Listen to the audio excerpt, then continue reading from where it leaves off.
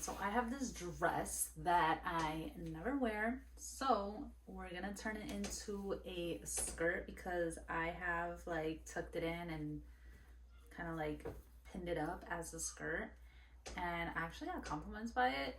Um, and if we have some fabric left over from the top, we're gonna make cute little halter top too. So first we're gonna separate the skirt part and the top part. So I'm just measuring from the bottom up to see how high I want it, and then just cutting across that same measurements.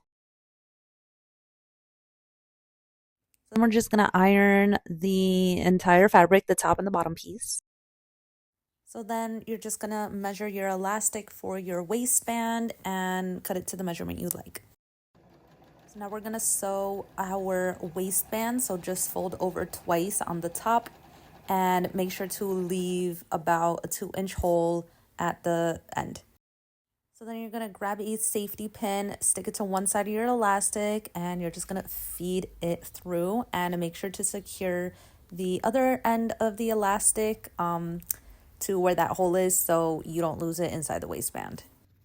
Once you put the elastic throughout the whole waistband, pop it out and you're gonna sew the elastic ends together and then sew the hole closed. Okay, so this is what the shirt top part looks like. So I put a little pin back here to see where I need it so it doesn't fall off for the sides. So we're gonna hem this bottom, make it like neat, even though I kind of like it maybe a little uneven, little point. Cut it like that and then figure out this little back part.